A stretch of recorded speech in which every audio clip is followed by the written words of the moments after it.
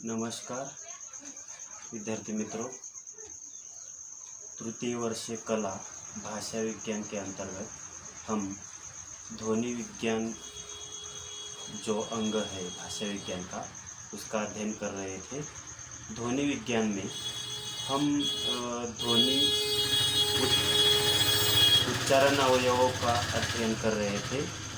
इसमें हमने पिछली तासिका में जिन जिन अवयवों का अध्ययन किया उसमें फेफड़े, श्वास नलिका, भोजन नलिका, स्वर तंत्री, गलबील, नासिका विवर, मुख विवर तथा तालु आदि अवयवों का अध्ययन किया है।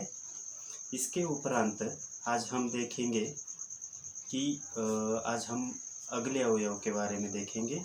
इसमें ध्वनि उच्चारण अवयवों में अगला अवयव जो है वह दंते है। ऊपरी दांतों की पंक्ति को दंते ऐसा कहा जाता है। ऊपर के दांतों से मिलता हुआ ऊपरी दांतों का जो हिस्सा होता है उसे दंते के नाम से जाना जाता है।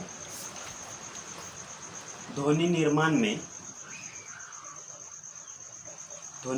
में ऊपर के दांतों का विशेषतः अधिक महत्व रहता है। नीचे के जो दांत है इस दृष्टि से ज़्यादा महत्व नहीं रखते, क्योंकि जब हम कुछ ध्वनियों का उच्चारण करते हैं तो ज़्यादातर उपयोग जो है वह ऊपरी दांतों का होता है। इसलिए जब जिह्वा दांतों से स्पर्श करती है तब त, थ, द, ध जैसी ध्वनियों का उच्चारण होता है। ऐसी ध्वनियों को दंते ध्वनियाँ कहा जाता है। यानी कि हम जब इन दंते ध्वनियों का उच्चारण करते हैं तो जो जिह्वा होती है वह ऊपरी दांतों को स्पर्श करती है और तब जो है वह त, थ, द, ध जैसी ध्वनियों का निर्माण होता है। इसलिए ध्वनि उच्चारण अवयवों में दंत का बहुत अधिक महत्व होता है। इसमें ऊपरी दांतों का जो महत्व है वह अधिकतर होता है। नीचे के जो दांत है इसका ज़्यादातर महत्व नहीं होता। ध्वनि उच्चारण अवयवों में अगला जो हिस्सा है महत्वपूर्ण वह है होठ। हमारे जो होठ है इसका भी ध्वनि उच्चारण में बहुत ही महत्वपूर्ण स्थान होता है। ध्वनियों के उच्चारण में होठ यह सबसे बाहरी अंग होता है और हम जब भी किसी ध्वनियों का उच्चारण करते हैं तो होठों का भी प्रयोग उसमें होता ही है। दोनों होठों में नीचे का होठ जो है वह ज़्यादा सक्रिय होता है। यानी कि हम जब भी किसी ध्वनि का उच्चारण करते हैं तो नीचे का जो होठ होता है उसका ज़्यादातर प्रयोग होता है। यानी कि उच्चारण करते समय हमारा निचला होठ जो है वह ऊपर के होठ से टकराता है और तब हम ध्वनि का निर्माण उच्चारण कर पाते हैं। ध्वनि उच्चारण में आगे का व्यवहार जो है वह 4 प्रकार से होता है। उसमें एक तो वह पूर्णतः बंद होते हैं, यानी कि हमारे होठ। ध्वनि उच्चारण में आगे का व्यवहार जो है वह 4 प्रकार से होता है। एक तो वह पूर्णतः बंद होते हैं या पूर्णतः खुले होते हैं। कभी कभी नीचे के होठ ऊपर के दांतों को छू जाते हैं, तो कभी कभी होठों में भिन्न भिन्न प्रकार की आकारों की निर्मित होती है, जिससे हम अ, आ, ई, उ जैसे स्वर ध्वनियों का उच्चारण करते हैं। यानी कि जब हम स्वर ध्वनियों का उच्चारण करते हैं तो होठों का उपयोग जो है वह महत्वपूर्ण दिखाई देता है। इसलिए ध्वनि उच्चारण अवयवों में होठों का उपयोग जो है वह महत्वपूर्ण माना जाता है। इसके उपरांत जो ध्वनि उच्चारण अवयवों में अगला अवयव है वह है जिह्वा, यानी कि हमारी जो जिह्वा होती है वह, उसका भी महत्वपूर्ण स्थान होता है। उच्चारण अवयवों में जिह्वा का स्थान सबसे महत्वपूर्ण माना जाता है। हम जब भी व्यंजन और स्वरों का उच्चारण करते हैं तो जिह्वा किसी न किसी प्रकार से उच्चारण में प्रयोग में ला ही जाती है, इसलिए जिह्वा का सबसे महत्वपूर्ण स्थान माना गया है। इसके जिह्वा के योगदान को देखते हुए विद्वानों ने इसे ध्वनि यंत्र का प्रमुख अंग माना है, यानी कि ध्वनि यंत्र में जिह्वा जो है वह सबसे प्रमुख अंग है, ऐसा विद्वानों का मानना है, क्योंकि किसी न किसी प्रकार से इसका प्रयोग ध्वनि उच्चारण में होता ही है। जिह्वा के बिना उच्चारण करना असंभव है। बोलते समय अन्य उच्चारण अवयवों की अपेक्षा जीभ जो है, जीभ से क्रियाशील कोई दूसरा अवयव नहीं है, या जीभ से क्रियाशील दूसरा अवयव कोई नहीं है। फलस्वरूप जीभ को मुख रूपी घर की मालकिन कहा गया है, यानी कि जिह्वा जो है वह मुख रूपी घर की मालकिन ऐसा माना गया है या कहा जाता है।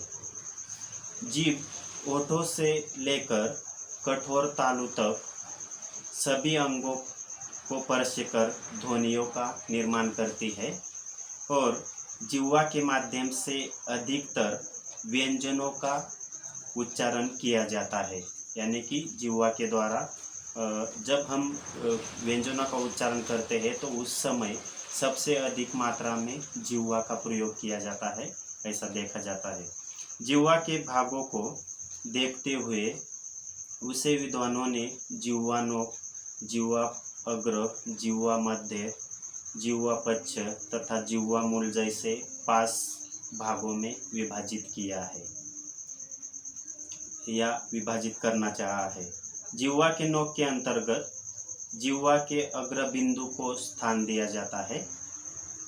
मुंह के अंदर दर्द करने वाले भाग को सहलाने के लिए या दांतों में फंसी किसी चीज़ को निकालने के लिए जिस जिह्वा के नोक के सहायता ली जाती है, जीभ के समस्त भागों में जिह्वा नोक जो है वह सबसे अधिक महत्वपूर्ण या गतिशील अवयव है, ऐसा माना जाता है।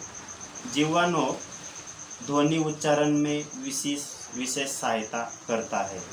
इससे दंते तथा मूर्धन्य जैसी ध्वनियों का निर्माण किया जाता है, इसलिए जिह्वा को भी ध्वनि उच्चारण अवयवों में सबसे महत्वपूर्ण स्थान दिया गया है। इसलिए यह जो है जिह्वा जो है वह ध्वनि उच्चारण में महत्वपूर्ण कार्य करता है। इस तरह से ध्वनि उच्चारण अवयव जो है वह यहाँ पर ख़त्म होते हैं। हम अगले मुद्दे की ओर बढ़ते हैं। इसमें ध्वनि उच्चारण जो है वह ध्वनि किस प्रकार से ध्वनि जो है वह उनका अलग अलग प्रकार से उच्चारण करते समय अलग अलग भागों में किस तरह से बांटा गया है उसका वर्गीकरण देखेंगे। ध्वनि वर्गीकरण के आधार जो है वह अलग अलग विद्वानों ने स्थान और प्रयत्न के आधार पर ध्वनि का वर्गीकरण किया है, उसको देखते हैं। ध्वनि विज्ञान में उच्चारण अवयव जो है इसका उच्चारण अवयव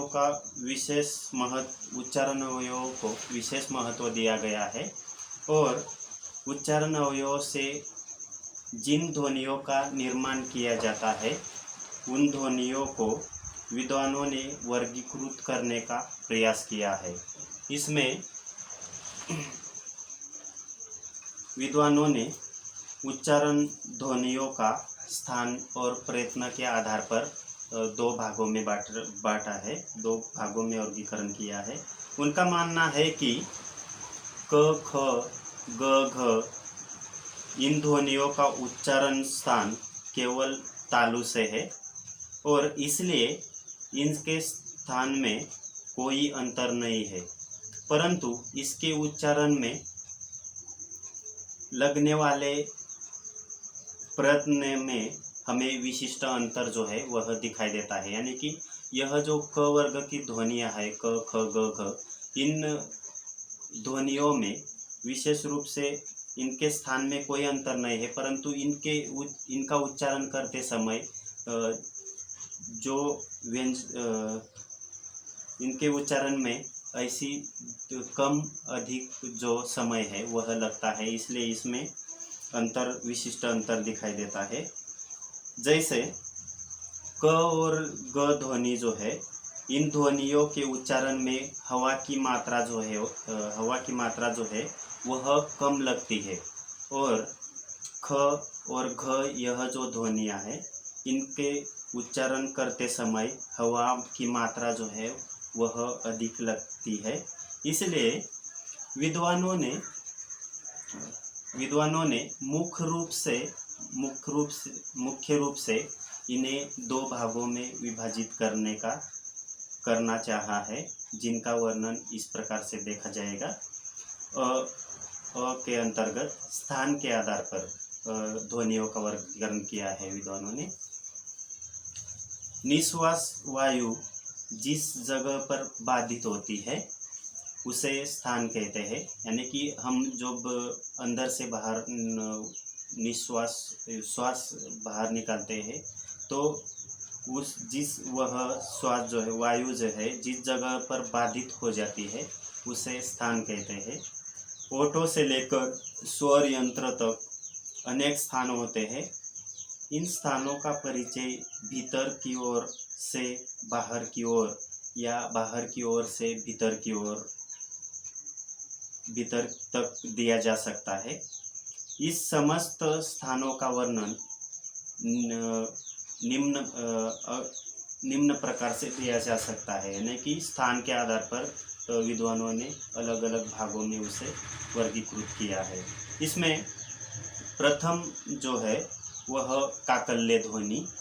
काकल्य ध्वनियों में जिन ध्वनियों के उच्चारण में मुख विवर जो है वह खुला रहता है। मुख विवर यानी कि अंदर जो मुख विवर होता है वह खुला रहता है और निकलने वाली वायु खड़काते हुए बाहर निकलती है, तब ऐसी ध्वनियों को काकल्य ध्वनि कहा जाता है।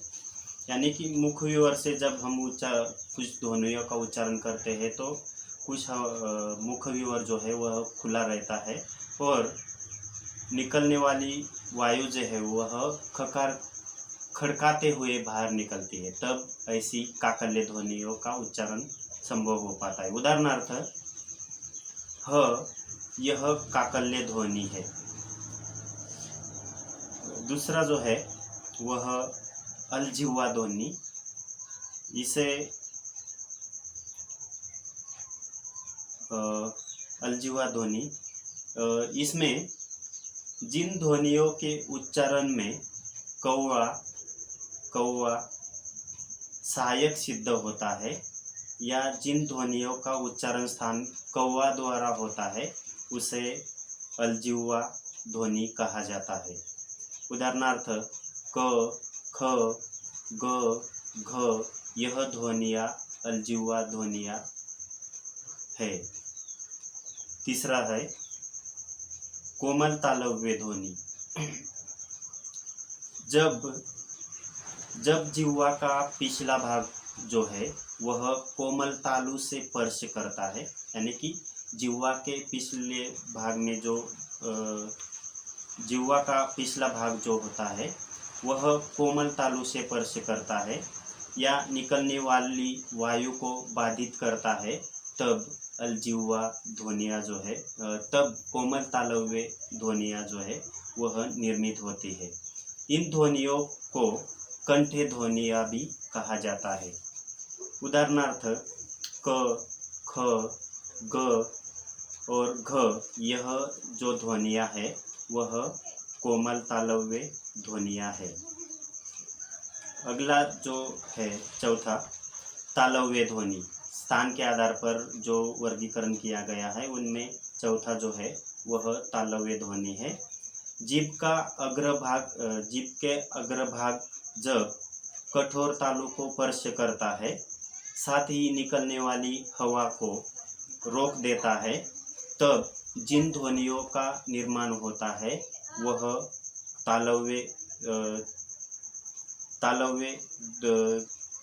जिन ध्वनियों का निर्माण होता है उन्हें तालव्य ध्वनि कहा जाता है। उदाहरणार्थ च, छ, ज, झ, य, यह तालव्य ध्वनियाँ है। इसका उच्चारण करते समय हम जीभ का जो अग्र भाग है जब वह कठोर तालु को स्पर्श करता है और तब यह तालव्य ध्वनियों का निर्माण होता है।